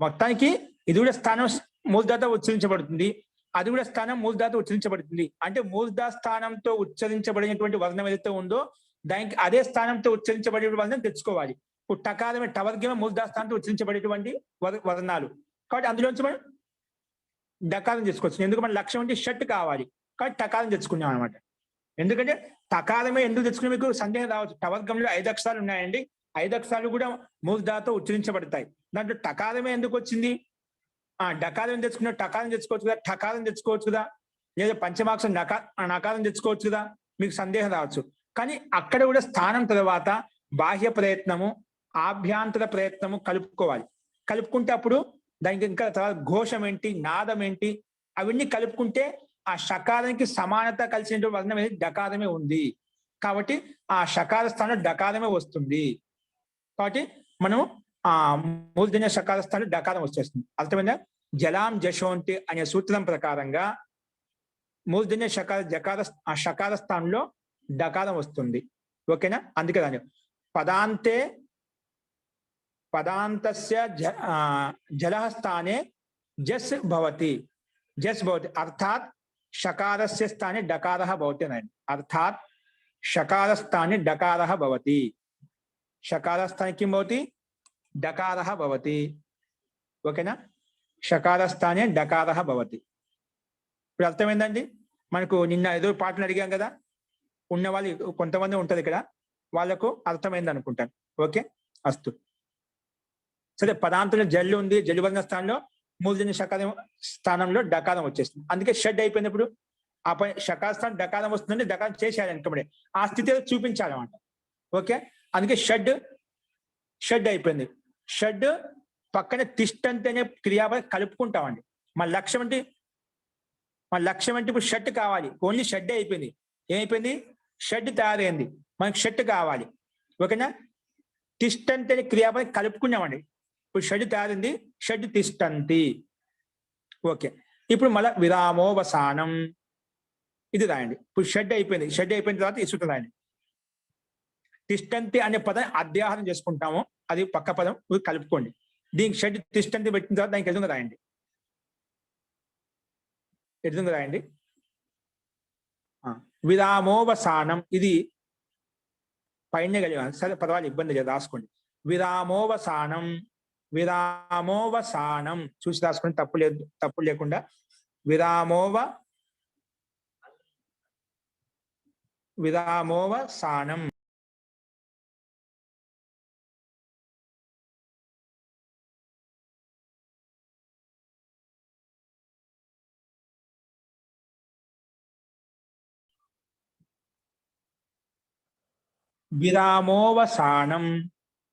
విరామోవసానం ఇదేమంటుంది రాసుకోండి. ఇప్పుడు మనకు షెడ్ వచ్చింది కదండి, మనకు డకారం వచ్చింది కదా, అది షెడ్ ఒక పదం, ఆ పదానికి అంతిమంలో ఉంది. తిష్టంతి అని చెప్పి మీరు ఊహించుకోండి, ఇక్కడ మనకు లేదు. తిష్టంతి పదం కలుపుకున్నాం, అది వాస్తవం అక్కడ లేదు. మన అధ్యాహారం చేసుకున్నాం అన్నమాట. వాక్యాలత కోసము మనం చేసుకున్నాం అంతే. 6 మంది కూర్చుంటున్నాం అని చెప్పడం కోసం. ఓకే, అది మనకు ముఖ్యం కాదు ఇక్కడ. ఓకే, ఆ తర్వాత ఏం కలుపుకోవచ్చు. ఇప్పుడు షెడ్ ఉంది, షెడ్యూల్ ఏంటి, అంతిమ డకారం కదా, దానికి మూర్ధన్య షకారాన్ని మార్చి మూర్ధన్య షకారాన్ని డకారంగా చేశాం. మూర్ధన్య షకారాన్ని డకారంగా మార్చాం. ఇప్పుడు డకారాన్ని మళ్ళీ ఇంకే విధంగా మార్చలేము అనమాట. అందుకే విరామం అయిపోయిందంట. విరామం అంటే ఇంకా అది అంతిమ స్థితి అనమాట. విరామం అంటే దానికి ఇంకా మార్చడానికి ఎటువంటి వీలు కాదు. అలాంటి విరామ వర్ణానికి ఈ సూత్రం చెప్పి విరామోవసానం వచ్చేది చేసింది, అవసానాన్ని మళ్ళీ పేరు పెట్టింది. దానికి ఏం పేరు పెట్టింది, అవసానం. అందుకే రాసు విరామోవసానం అనే సూత్రేణ విరామ వర్ణస్య డకారస్య విరామ అంటే విరమించుకున్నామంట. దీంట్లో ఏ మార్పులు ఉండవు. విరమించుకోవడం అంటే నిలబడిపోవడం, అక్కడికక్కడ నిలబడిపోవడం. దీంట్లో ఏ మార్పులు చేయం, దాన్ని విరామం అంటాము. అస్తు అనేన సూత్రేణ విరామ వర్ణస్య డకారస్య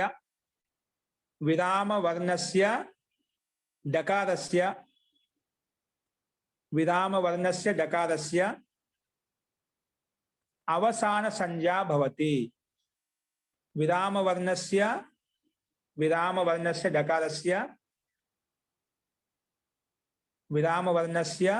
డకారస్య కిం భవతి, అవసాన సంజ్ఞా భవతి. అవసానం పేరు పెట్టుకున్నాం. ఓకేనా, అవసానం అని పేరు పెట్టుకున్నాం. అవసానం. ఓకే, సరే. అవసానాన్ని పేరు పెట్టుకుని ఎలా వచ్చింది,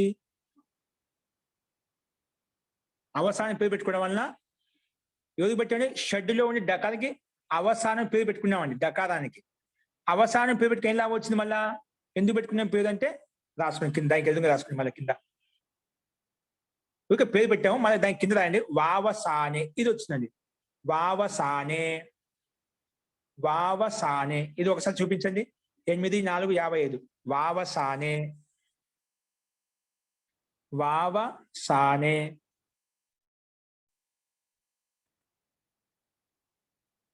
వావసానే. రౌండ్ ఆఫ్ చేయరా, చూపెట్టరా, వావసానే. స్క్రీన్ పైన చూపించరా అయ్యా. ఇప్పుడు వావసానే ఒకసారి చూసుకోండి. వావసానే స్క్రీన్ మీద చూడండి. వావసానే విరామోవసానం అనే సూత్రం చేత అవసానం పేరు పెట్టడం వలన ఈ సూత్రం వచ్చింది, వావసానే. ఓకే, ఓకే అండి.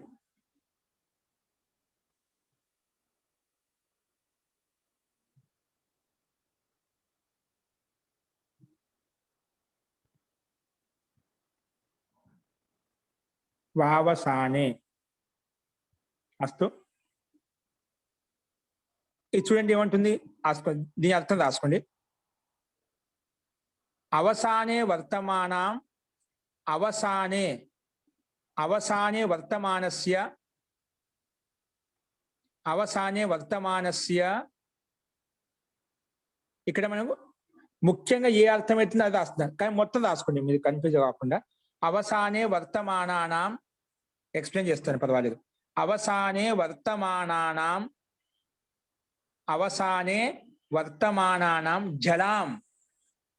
జలాం వా అంటే వికల్పేన రాసుకోండి. వా అంటే వికల్పేన చద్ ఆదేశో భవతి. అవసానే వర్తమానానాం జలాం వా అంటే వికల్పేన.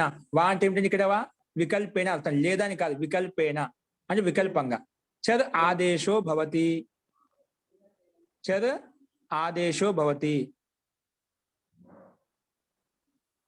ఓకేనా. ఇదేమంటుందంటే నువ్వు ఎవరికైతే అవసానం పేరు పెట్టావో అలాంటి అవసానంలో జల్వర్ణం ఉంటే, ఇది జల్వర్ణమే కదా, షడ్ అనేది జల్వర్ణంలో వస్తుందా, కాప జబై ఘస్ జల్వర్ణంలో వచ్చింది. జా ఎందుకంటే జల్వర్ణం ఎక్కడి నుంచి స్టార్ట్ అవుతుంది, జా భై ఘస్ ఢా ఉంది ఇక్కడ, జబగడదస్ డా వచ్చిందంటే జల్వర్ణంలో వచ్చింది.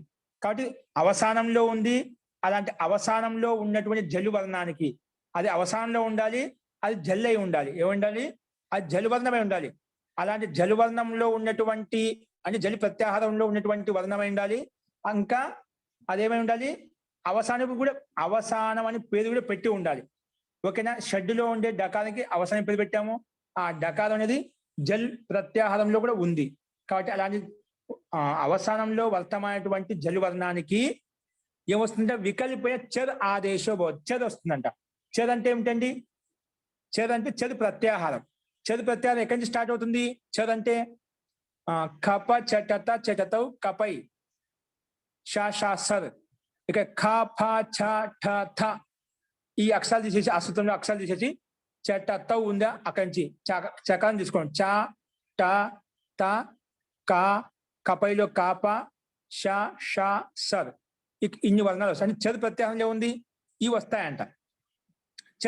చదు ఆదేశం అవుతాయి. అంటే చకారము చాటాత చకారము టకారము తకారము కాప కకారము పకారము ష ష స ఈ 3 సకారాలు ఇన్ని వర్ణాలు ఆదేశం వస్తాయి. కానీ ఈ 3 వర్ణాల్లో ఇన్ని వర్ణాల నుంచి చదు ఆదేశం అవుతుంది, వికల్పంగా వస్తుంది చెప్పాను. ఇన్ని వర్ణాలు వచ్చాయి. ఏక స్థానంలో? ఒక డకార స్థానంలో. చెప్పింది కదా, అవసానంలో వర్తమైనటువంటి డకారస్య స్థానే చద్ ఆదేశో భవతి చెప్పింది. చద్ అంటే ఏమొస్తుంది? చద్ అంటే ఇవన్నీ వర్ణాలు వచ్చేసాయి. చ రా చ ట త క ప ష ష స ఇన్ని వర్ణాలు వచ్చాయి. ఇన్ని వర్ణాలు ఏది పెట్టుకోవాలి? అప్పుడు దానికి నిర్ణయం కోసము మనం స్థానం కలుపుకోవాలి. ఏంటి? షడ్ అనేది షడ్ అనేది ఏ వర్గం అండి? షడ్ అనేది టవర్గంలో ఉండే అక్షరం. కాబట్టి ఇక్కడ ఈ వర్ణాలు టవర్గం యొక్క అక్షరం ఏదైనా ఉంటే అది పెట్టుకోని చెప్పింది. ఈ వర్ణాలు ఎక్కడుంది? చ ట కపై చటతౌలో చకారం పక్క టా ఉంది కదా, ఆ టకారం టవర్గం యొక్క అక్షరమేనా?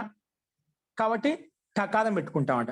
డకారం అనేది టవర్గం యొక్క అక్షరం కాబట్టి ఇక్కడ చెరు వర్ణాల్లో ఉండేటువంటి చెరు ప్రత్యాహారంలో ఉన్నటువంటి వర్ణాల్లో ఏదైతే టవర్గంకి సంబంధించిన వర్ణం ఉంటే ఆ వర్ణం పెట్టుకోని చెప్పాం. టవర్గం చాట అనే టకారం టవర్గం యొక్క అక్షరమే కాబట్టి ఇక్కడ డకార స్థానంలో టకారం పెట్టుకున్నామట. అంటే డకారం కూడా టవర్గంలోదే, టకారం కూడా టవర్గంలోదే. కాబట్టి ఈ వర్గస్థానం కలిసింది కాబట్టి వర్గాక్షరం కలిసింది కాబట్టి డకారం టవర్గము. అందుకే ఆ డకార వర్గాక్షరానికి అదే వర్గం యొక్క టకారం తీసుకొచ్చి పెట్టాం. అందుకే షట్ అయిపోయింది. ఏమైపోయింది? వావసాని అని చెప్పి సూత్రం తీసుకొచ్చింది. షట్ అది వికల్పంగా తీసుకొచ్చిందంట. వికల్పంగా అంటే ఒకసారి ఇది ఒకసారి చేస్తుంది, ఒకసారి చేయదు. ఒకసారి చేసినప్పుడు షట్ తిష్టంతి అంటాము, ఒకసారి చేయనప్పుడు షడ్ తిష్టంతి. అందుకే 2 రూపాయలు కనిపిస్తుంటాయి, గమనించండి. మనకు ఒక్కోసాట ఇది వికల్పైన డకారం చేస్తుంది. అంటే ఒకసారి డకార స్థానంలో టకారం చేస్తుంది, ఒకసారి చేయదు. చేయనప్పుడు ఎలాగైతే ఉందో అలాగే ఉంటుంది. షడ్ తిష్టంతే ఉంటుంది. చేసినప్పుడు షడ్ తిష్టంతి. ఆ రకంగా 2 రూపాయలు తయారవుతాయి మనకు. అందుకే మీరు గమనించండి, ఎక్కడైనా ఒక్కోసారి షడ్ అని కూడా ఉంటుంది, ఒక్కోసారి షట్ అని కూడా ఉంటుంది. ఎందుకు మీకు తేడా రావచ్చు? ఎందుకు ఈ వావసానే అనే సూత్రం వచ్చేసి ఒకసారి ఏమో డకారానికి టకారం చేస్తుంది, ఒకసారి చేయదు. చేయనప్పుడు ఆ రకంగా 2 రూపాయలుగా తయారవుతాయి. అందుకే షడ్ తిష్టంతి లేదా షట్ తిష్టంతి. ఓకేనా? రాసుకున్న అవసానే వావసానికి దీనికి తాత్పర్యం రాసుకున్నారు. అవసానే వర్తమానానాం జలాం వికల్పైన చద్ ఆదేశో భవతి. చద్ అంటే ఏమొస్తుంది చెప్పాను? చద్ ప్రత్యాహారంలో ఉండే వర్ణాలు వస్తాయి. అంటే ఏ వర్ణాలు తెలుసుకోవాలి అంటే డకారం టవర్గం యొక్క అక్షరం కాబట్టి ఆ టవర్గం యొక్క అక్షరం ఏదైతే ఉందో అది తెచ్చిపెట్టుకో అని చెప్పాడు. కాబట్టి ఇక్కడ మనకు టకారం వచ్చేస్తుంది. అందుకే షట్ తిష్టంతి అని రాయండి. షట్ తిష్టంతి ఇటు రూపం సిద్ధ్యతి. ఆచార్య, ఇక్కడ పరిశిష్టంలో ఖరిచా సూత్రం ఇచ్చారు ఆచార్య. ఖరిచా ఇచ్చారా? ఖరిచా అండి. షడ్డు అవసానం కాదేమో ఆచార్య. తర్వాత తిష్టంతి పెట్టుకున్నప్పుడు షడ్డు అవసానం కాదు కదా ఆచార్య, టకారము. అంటే అదే అందుకే పెట్టుకోవాలి, అధ్యాహం చేసుకోవాలని చెప్పి. అందుకే ఖరీ పరత చేసుకున్నా ఇబ్బంది అవసానం పెట్టుకోవచ్చు అని లేకుంటే అప్పుడేంటి అవసానం అన్నప్పుడు ఇక్కడ ఒకే తిష్టంతి చేయకుంటే గినా అలా పెట్టుకోవచ్చు. ఖరిచ సూత్రం కూడా వస్తుంది. ఖరిచ అంటే ఖరీ పరత జలాంశర ఆదేశం. ఖరీ పద ఇది ఖరి వర్ణం పక్కన ఉంటే అంటే ఖరీ ప్రత్యాహారం. ఖది ప్రత్యయం ఎక్కడ ఉంది? ఖ ఫ చ ట త. ఇది ఖది ప్రత్యయం తిష్టంతిక తకారం వస్తుంది. ఏంటి? తిష్టంతిక తకారం వస్తుంది. అప్పుడు అది ఖది వర్ణం పక్కన ఉంటే ముందుండే జలి వర్ణ స్థానంలో చర్ ఆదేశం వస్తుంది. అది చలి తీసుకొస్తుంది. కానీ అది ఎప్పుడు ఖది వర్ణం పక్కన అంటే తిష్టంతిలో ఉండే తకారం మీద డిపెండ్ అయి ఉన్నమాట. పక్కన ఖది వర్ణం పక్కన ఉంటేనే అప్పుడు ముందుండే జలివర్ణ స్థానంలో జలివర్ణం డకార స్థానంలో చర్ ఆదేశంగా వస్తుంది. చర్ ఆదేశం వస్తుంది. ఇప్పుడు చెప్పిన టకారం వచ్చేస్తుంది. ఆ సూత్రంతో వస్తుందండి. అప్పుడు తిష్టంతిలో ఇక్కడ నా పుస్తకంలో ఖరిచా ఉందా ఆచార్య పరిశిష్టంలో? అదే కరెక్ట్ అండి. వావసానే కాకుండా నేను అందుకే ఇది అధ్యాహారం చేసుకున్నాము, దాని నిమిత్తంగా తీసుకోలేదు. అధ్యాహారం చేసుకున్నది చూపించడం కోసం. అది మా పుస్తకంలో కూడా అదే ఉంది. నిమిత్తం చేసుకుంటుంది. ఏంటండి? మాకు కూడా ఖరిచా అనే ఉంది సూత్రం. ఓకే అండి. అది కూడా చెప్పిరా. ఇది ఖరిచ అనేది తిష్టంతిలో ఉండే తకారం పక్కన ఉంటే చేస్తున్నామట. అంటే నిమిత్తం చేసుకుంది. వావసాన్ అనేది అవసాన్ లాస్ట్ లో డకారానికి మాట టకారం తిష్టంతో పని లేదు. ఈ సూత్రం రావాలంటే పక్కన తిష్టంతికి పని లేదు. అందుకే చెప్పేటమని చెప్పాను. తిష్టంతికి అధ్యాహారం చేసుకున్నాం మనము వాక్యం చెప్పడం కోసము. ఇక్కడ మనకు దాంతో సంబంధం లేదు. అందుకే అది చూపించామంట. తిష్టంతితో వావసాన్య సూత్రం అంతిముల్లో ఉండే డకారానికి టకారం చేసేస్తుంది. అవసాన అంటే అంతిమాక్షరానికి. అది కేవలం అధ్యాహారం చేసుకున్నాం. అందుకే చెప్పా. ఆ రకంగా కేవలం సింగిల్ గా తీసుకుంటే తిష్టంతో పని లేదు. ఒకవేళ మనకు తిష్టంతి నిమిత్తం చేసుకోవాలనుకున్నాం అనుకోండి, అధ్యాహారం చేసుకున్నాం కదా, దాన్ని నిమిత్తం చేసుకుంటాం అంటే ఖరిచ పెట్టుకుంటాం. ఓకేనా? ఖరిచ అనే సూత్రము ఖరిచ నంబర్ ఎంత? సూత్రం నంబర్ మహోదయ ఖరిచ సూత్రం చెప్పండి. సంఖ్య ఎంత? 8454 అండి. 8454. సూత్రమే ఆచార్య. ఓకే ఓకే, రెండు రాసుకోవచ్చు అండి. ఇక్కడ మనకు వావసాని అనేది తిష్టంతి చూడడం లేదు. తిష్టంతి పెట్టుకోవద్దు చెప్తున్నాను. అందుకే లాస్ట్ మనం కలుపుకుంటాం అంతే. ఇక్కడ కలపాల్సిన అవసరం, అందుకే లాస్ట్ లో కలుపుకోవాలి. ఆ రకంగా అవసానంలో ఉంది కాబట్టి ఆ సూత్రం చేసింది. వీళ్ళు తిష్టంతిలో మనం నిమిత్తం చేసుకున్నాం అనుకోండి, అప్పుడు ఖరిచ రాసుకోవచ్చు. అర్థమైంది రెండింటికి? ఖరి పక్కన ఉంటే ఖరి వర్ణం అంటే ఖరి సకాలం పక్కన ఉంటే ఖరి వర్ణంలోంచి అంటే ఖరి ప్రత్యాహారం నుంచి ఏదో ఒక వర్ణం పక్కన ఉంటేనే అప్పుడు ముందున్నటువంటి జలి వర్ణ స్థానంలో ఆదేశంగా వస్తుంది. భావసానం ఏం లేదు. అంతిమంలో ఉండే అవసానం ఉంటే చాలు, అవసానం పేరు పెట్టింటే చాలు, దానికి చర ఆదేశం తీసుకొస్తుంది. ఓకేనా? రెండింటికి అర్థమైందా? అతి ఉత్తమం, వెరీ గుడ్. అంటే బ్రాకెట్ రాసుకోండి మీరు. ఖరిచ బ్రాకెట్ రాసుకోండి చెప్తాను. ఖరిచ అనే సూత్రేనా? ఇది పూర్తి చేయండి మహోదయ. ఇది అయిపోయిందా వావసానే? అయిపోయింది చెప్పా కదా. అవసానే వర్తమానానం జలాం చర ఆదేశో భవతి. జలుస్థానంలో చర ఆదేశంగా వస్తుందని చెప్పాం కదా. అప్పుడే వస్తుంది చర ఆదేశం వస్తే డకార స్థానం టకారం వస్తాం. షట్ అయిపోయింది. షట్ తిష్టంతి. తిష్టంతికి అధ్యాహారం చేసుకున్నాం. షట్ అయిపోయింది. షట్ ఇతి రూపం సిద్ధ్యతి. ఓకేనా? సరే మహోదయ ఇప్పుడు చెప్పారు అనేన సూత్రేనని చెప్పారు, తర్వాత ఏం చెప్పలేదు. అనేన సూత్రేన జలాం ఏ దానికి? ఇప్పుడు ఖరిచ సూత్రానికి ఖరిచ సూత్రానికి బ్రాకెట్ రాసుకోండి. అనేన సూత్రేన ఖరి పరతః జలాం చర్ ఆదేశో భవతి.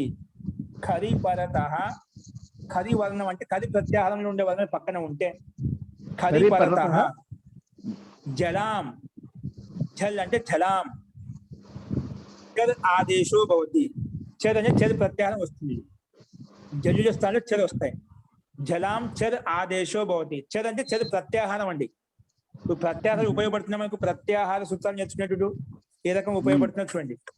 జల్ అంటే జల్ ప్రత్యాహారం తీసుకున్నాము, చర్ అంటే చర్ ప్రత్యాహారం తీసుకున్నాము. అంటే చర్ ప్రత్యాహారంలో వర్ణాలు తీసుకోవాలి. జల్లులో ఉండే వర్ణాలు తీసుకోవాలి. ఖరి పరతః జలాం చర్ ఆదేశో భవతి. జలాం చర్ ఆదేశో భవతి.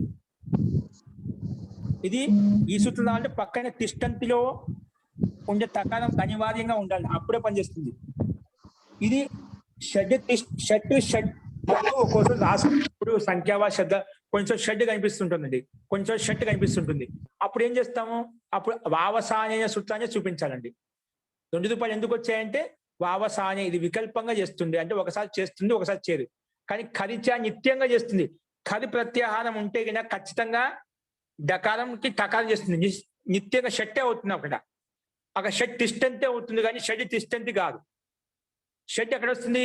వావసాన అనే నియమం ప్రకారంగానే వస్తుంది అనమాట. అది నిత్యంగా చేస్తుంది, ఇది వికల్పంగా చేస్తుంది. అర్థమైందా? వావసాన అనేది వికల్పంగా చేస్తుంది, ఖరిచ అనేది నిత్యంగా చేస్తుంది. ఓకేనా? ఈ అర్థమైందా రకంగా మనకు షడ్ రూపం తయారవుతుంది. షడ్ షట్. ఓకేనా? ఇప్పుడు సేమ్ అదే విధంగానే ఇసీ ప్రకారం షట్ పశ్య ఏంటండి? షట్ పశ్య ఊరిక అదే సంఖ్య ఎత్తు రాయడం. ఊరిక ఇక్కడ తిష్టంతి ఏ విధంగా అయితే అధ్యాహారం చేసుకున్నామో ఇక్కడ పశ్య అనే శబ్దాన్ని అధ్యాహారం చేసుకుంటామండి. ఏం చేసుకుంటాం?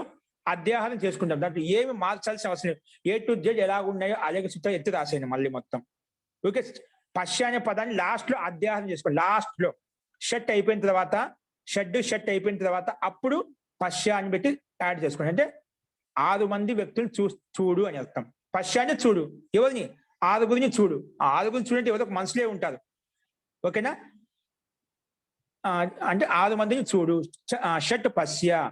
ఓకే? అలాగే అంటే షట్ తిష్టంతి షట్ పశ్య 2 ఉదాహరణ అలాగే తయారవుతాయి. నెక్స్ట్ ఇక్కడ ఎందుకంటే ఇక్కడ మనం ఏం తీసుకొచ్చామండి? ఇక్కడ షట్ తిష్టంతి 6గురు ఉన్నారు అంటున్నాం. ఉన్నారు అన్నప్పుడు ఏంటి? ఇది కర్తృవాచ్యంలో ఉంది కాబట్టి మనం ప్రథమ విభక్తిలో జస్ట్ తెచ్చుకున్నాం. ఇక్కడ షట్ పశ్య అన్నప్పుడు 6గురిని చూడు, 6 మందిని చూడు, 6 మందిని అంటున్నాం. నీ నూల గురించి అంటే 6గురిని చూడు అంటున్నాం. నీ నూల గురించి వచ్చినప్పుడు ఏ విభక్తి వస్తుంది? ద్వితీయ భక్తి వస్తుంది కదా. కాబట్టి ద్వితీయ భక్తిలో బహువచనం తెచ్చుకోవాలి. అంటే జస్ స్థానంలో షస్ తెచ్చుకోవాలి. ఏం తెచ్చుకోవాలండి? జస్ స్థానంలో షస్ తెచ్చుకోవాలి. అర్థమైందా? జస్ స్థానం తెచ్చుకోవాలి, షస్ తెచ్చుకోవాలి. ఓకేనా? ద్వితీయ విభక్తి షస్ జస్ అన్నాక అప్పుడు ప్రథమ విభక్తి ద్వివచనంలో ప్రథమ విభక్తి బహువచనంలో జస్ ప్రత్యయ భవతి అని చెప్పాం. ఇక్కడ రాస్తాము పూర్వవత్ ద్వితీయ విభక్తి బహువచనే జస్ ప్రత్యయ భవతి, షస్ ప్రత్యయ భవతి అంటాం. ఏం రాస్తామండి? ద్వితీయ విభక్తి బహువచనే షస్ ప్రత్యయ భవతి అని చెప్తాం. అదే తేడా. ఓకేనా? మిగతావన్నీ సేమ్ టు సేమ్ ఒకే విధంగా ఉంటాయి. అర్థమైందా? ఇది ఈ విధంగా మొత్తం షట్ పశ్యవు రాయండి. ఏం రాస్తారు? ఓన్లీ జస్ స్థానంలో షస్ తెచ్చుకోండి. ఓకేనా? అక్కడ ప్రథమ విభక్తి బహువచనే జస్ అని చెప్పాము. ఇక్కడ రాస్తారు షట్ పశ్య రాసేటప్పుడు ద్వితీయ విభక్తి బహువచనే షస్ ప్రత్యయ భవతి అని చెప్పి అదొక్కటి మారుస్తారు. మిగిలినదంతా సేమ్ టు సేమ్ ఒకే విధంగా ఉంటుంది. లాస్ట్ లో పశ్య అనే పదాన్ని అధ్యాహారం చేసుకుంటా అంటే కలుపుకుంటాము. ఓకే? ఈ రకంగా షట్ పశ్య కూడా మీరు రాయండి ఖచ్చితంగా అందరూ కూడా. నెక్స్ట్ కింద చూడండి, నేను కింద చెప్తున్నాను. ఇక్కడ కింద 5 రూపాయలు చూపిస్తున్నాను. ఇప్పుడు మనకు షట్ తెచ్చుకుంటే ఆ రకంగా షట్ పశ్య తయారవుతుంది చూపించాను. ఓకే? ఇప్పుడు నెక్స్ట్ ఏంటి? పంచన్, సప్తన్, నవన్, దశన్ ఇవి కూడా ఉన్నాయి కదా ఎగ్జాంపుల్ మనకు. షట్ పశ్య షట్ తిష్టంతి మన 2 ఇప్పుడు ఒక షట్ తిష్టంతికి సమానంగానే అక్కడ షట్ అనేది ముఖ్యంగా తయారు చేసేటువంటి రూపం, అది చూసాం. అలాగే షట్ పశ్య కూడా ఒకే విధంగా ఉంటుంది చెప్పాం. నెక్స్ట్ ఎగ్జాంపుల్స్ ఏంటి? పంచన్, సప్తన్, నవన్, దశన్ ఈ 3 ప్రాతిపదికాలండి. అక్కడ ఉదాహరణ ఏం చెప్తున్నాం? పంచ, సప్త, నవ, దశ. అక్కడ 4 ఉదాహరణలు ఉన్నాయి. కానీ పంచ, సప్త, నవ, దశ ఎలా తయారయ్యాయి అంటే ఈ 3 ప్రాతిపదిక కింద ఇచ్చాడా? పంచని అదే స్క్రీన్ మీద చూసుకొని రౌండప్ చేశాం కదా. రౌండప్ లో ఇక్కడ చూడండి, రౌండప్ లో ఉన్నాయా? పంచన్. ఓకేనా? పంచన్ కనిపిస్తుందా? పంచన్, సప్తన్, నవన్, దశన్ ఈ 3 ప్రాతిపదిక. పంచన్ శబ్దం తీసుకుంటాం. పంచంలో అంతిమ నకారం ఉంది కదా, పంచంలో అంతిమ నకారానికి లోపం చేస్తే పంచ మిగులుతుంది. అదేవిధంగా సప్తంలో ఉండే అంతిమ నకారానికి లోపం చేస్తే సప్తా మిగులుతుంది. నవన్లో అంతిమ నకారానికి లోపం చేస్తే నవ మిగులుతుంది. కానీ దశంలో కూడా అంతిమ నకారం దానికి నకారానికి లోపం చేస్తే దశ మిగులుతుంది. కానీ ఆ నకారానికి లోపం చేసేది ఎవరు? నలోప ప్రాతిపదికాంతస్య. దాని పక్క పేరు చూడండి. నలోప ప్రాతిపదికాంతస్య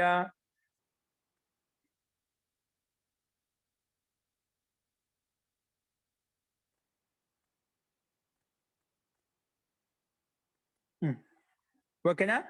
నలోప ఇక్కడ ఏమిస్తుందండి? నలోప ప్రాతిపదికాంతస్య పైన ఉంది చూడండి. ఎక్కడ ఉంది? ఇక్కడ ఉంది పైన స్టార్టింగ్ లో నలోప. ఓకే, నలోప ఇక్కడ ఎండింగ్ అవుతుంది. ఓకే, నలోప పైన కొన భాగంలో ఉంది. నలోప ప్రాతిపదికాంతస్య ఏంటి? నలోప ప్రాతిపదికాంతస్య, అది పూర్తి కంప్లీట్ లేదు, అది రాసు ఏంటి? నలోప ప్రాతిపదికాంతస్య, అది సూత్రం అండి. ఒకసారి గమనించండి, ఇది కూడా సింపుల్ గా ఉంది. ఇక్కడ ఒకసారి రూపం ఒకటి చెప్తున్నాను, అన్ని అలాగే ఉంటాయి. మనం షస్ శబ్దం ఎలాగ పెట్టుకున్నాము, ఆ షస్ స్థానంలో పెట్టుకున్న పంచన్ అని పెట్టండి. ఏం పెట్టేస్తాము? పంచన్. షస్ స్థానంలో పంచని పెట్టుకుంటాం. పంచని పెట్టుకుంటేనే అర్థవద ధాతుల ప్రత్యయ ప్రాతిపదికాంశు అనే సూత్రం చేత ప్రాతిపదికం పేరు పెట్టేసుకుంటాం. ప్రాతిపదికం పేరు పెట్టుకున్న తర్వాత ఇక్కడ షస్ పక్కన జస్ ఏ విధంగా తీసుకొచ్చామో ఇక్కడ జస్ తీసుకొచ్చేయండి. పంచన్ జస్. ఓకేనా? పంచన్ జస్. జస్ తీసుకొచ్చిన తర్వాత ఇక్కడ కూడా స్నాంత షట్ వచ్చేసి అక్కడ షకారాంతానికి షట్ అని పేరు పెట్టేసింది. ఇక్కడ పంచన్లో నకారం ఉంది, పంచన్. ఇదేమంటుంది సూత్రము? షకారాంత లేదా నకారాంత అని చెప్తుంది. నకారాంత ఉంది, పంచన్లో నకారం ఉంది అంతిమంలో. కాబట్టి అనేక సూత్రేణ నకారాంతస్య యా సంఖ్య సా షట్ సంజ్ఞకో భవతి అని రాస్తాం. నకారాంత యా సంఖ్య సా షట్ సంజ్ఞకో భవతి అంటే పంచంలో నకారాంతానికి ఏం పేరు పెట్టాము? సెట్ అని పేరు పెట్టుకుంటామని. ఏం పేరు పెట్టుకుంటాం? సెట్ అని పేరు పెట్టుతుంది. షట్ అని పేరు పెట్టుకుంటాం. ఎవరు పెడతారు? స్నాంత షట్ అనే సూత్రం వచ్చి చెప్తుంది. షకారాంతానికి లేదా నకారాంతానికి పెడుతుంది. ఇది పంచంలో ఉండే నకారం ఉంది కాబట్టి దానికి షట్ అని పేరు పెట్టేసింది. షట్ అని పేరు పెట్టడం వల్ల సేమ్ ఇదే విధంగా షట్ బే లుక్ వచ్చేసి జస్ కి లుక్ చేసేస్తుంది. లుక్ అంటే ఏమిటి? ప్రత్యయస్య లుక్ సల్లుప అని చెప్పేస్తుంది. తర్వాత సుప్తింగంతం పదం వస్తుంది. సుప్తింగంతం పదం రావాలంటే ఇక్కడ సుప్పు లుక్ చేసేసావు కదా, జస్ కి ఇక్కడ లుక్ లేదు కదా, చెప్పు జస్ లేదు కదా. ఇప్పుడు ఎలా పరిచయం చేస్తామంటే ప్రత్యయ లోపే ప్రత్యయ లక్షణం భవతి అని చెప్పి ఈ సూత్రం చెప్తుంది. చెప్పిన తర్వాత ఇప్పుడు ఏమైంది? మనకు పరిచయం అయిపోయింది. అప్పుడు పంచన్ అనేది ఒక పంచని పక్కన ఉండే జస్కి లుక్ అయిపోయింది అన్నమాట. ఓకేనా? ఏది షడ్బ లుక్తో లుక్ చేసేసాం, జస్కి లుక్ చేసేసాం. ఇప్పుడు పంచన్ మాత్రమే మిగిలింది. ఈ పంచని మాత్రం మిగిలిన తర్వాత సుప్తింగంతం పదం వచ్చి పదసంజ పేరు పెట్టింది కదా, పదసంజని పేరు పెట్టిన తర్వాత పదస్య ఇదం అధికార సుప్తం అస్మిన్ అధికారి. ఇక్కడ జలాం జశోంతే ఉంది కదా, ఏముందండి? జలాం జశోంతే స్థానంలో అది రాయకుండా నలోప ప్రాతిపదికాంతస్య అని రాయాలి. ఏ రాయాలండి? నలోప ప్రాతిపదికాంతస్య అని రాస్తాం. జలాం జశోంతే స్థానంలో నలోప ప్రాతిపదికాంతస్య. దాని అర్థం రాస్తాం? పదాంతస్య నకారస్య లోప భవతి. పదాంతంలో ఉండేటువంటి నకారానికి లోపం చేసేస్తాను. పదాంతస్య నకారస్య లోప భవతి.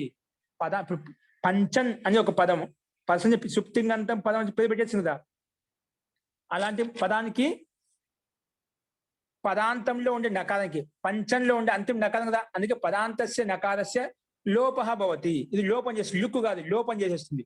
లోపం అంటే ఏమిటి? అదర్శనం లోప, కనిపించకపోతే లోపం అయిపోతుంది.